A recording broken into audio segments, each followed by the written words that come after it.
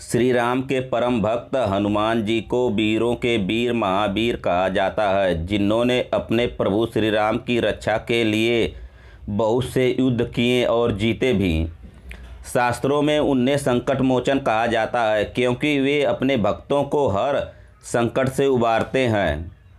रामायण की कथा से यह पता चलता है कि हनुमान जी अपनी निस्वार्थ भक्ति से राम के मन मंदिर में बसे हुए हैं और उन्होंने अपने पराक्रम से बड़े बड़े राक्षसों का विनाश किया है। हनुमान जी ने अपने पराक्रम से शनिदेव, बाली, अर्जुन और भीम जैसे महावीरों को युद्ध में पराजित करके उनका अभिमान चूर चूर किया था।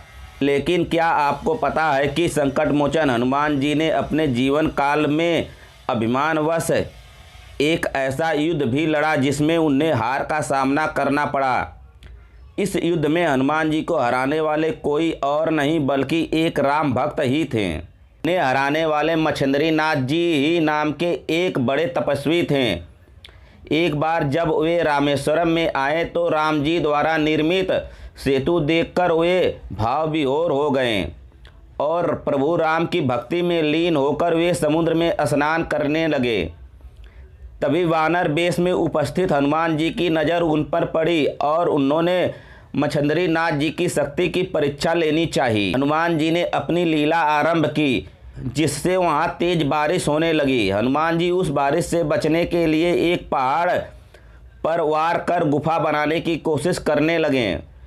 मच्छिंद्री नाथ जी का ध्यान टूट गया और उन्होंने सामने पत्थर को तोड़ने की चेष्टा करते हुए उस वानर से कहा, हे वानर, तुम यह क्यों मूर्खता कर रहे हो? जब प्यास लगती है तो कुआं नहीं खोदा जाता। इससे पहले ही तुम्हें अपने घर की व्यवस्था कर लेनी चाहिए थी। यह सुनते ही वानर रूपी हनुमान जी ने मच्छिंद्री नाथ जी से पूछा, आप कौन हैं?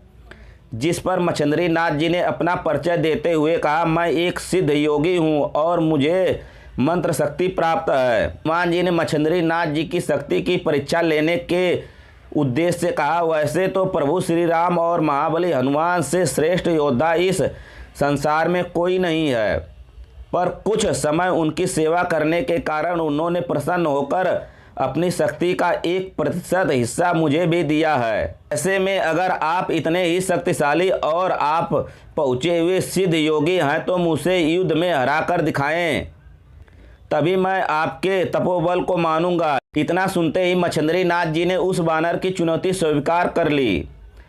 तब वानर रूपी हनुमान जी ने मच्छिंद्री नाथ जी पर 7 बड़े पर्वत फेंके, पर इन पर्वतों को अपनी तरफ आता देख मच्छिंद्री नाथ जी ने अपनी मंत्र शक्ति का प्रयोग किया और उन सभी 7 पर्वतों को हवा में ही स्थिर कर दिया।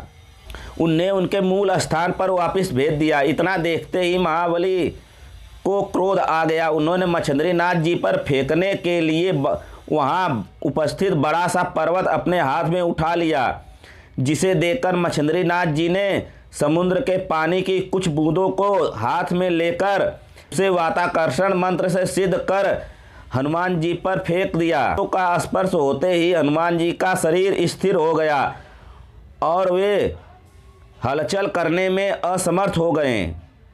मंत्र शक्ति से कुछ क्षण के लिए हनुमान जी की शक्ति छिन्न हो गई और वे पर्वत के नीचे दब गए। हनुमान जी का कष्ट देखकर उनके पिता वायुदेव प्रकट हुए और मच्छिंद्री नाथ जी से हनुमान जी को क्षमा करने की प्रार्थना की। वायुदेव की प्रार्थना सुनकर मच्छिंद्री नाथ जी ने हनुमान जी को मुक्त कर दिया और हनुमान जी अपने वास्तविक रूप में आ गए। फिर उन्होंने मच्छिंद्री नाथ जी से कहा, हे मच्छिंद्री नाथ, आप तो स्वयं में नारायण के अवतार हैं। यह मैं कुचेष्टा कर बैठा, आप मेरी इस भूल को माफ़ करें। यह सुनकर और स्थिति को समझते हुए मच्छिंद्री नाथ जी ने हनुमान जी को क्षमा कर दिया।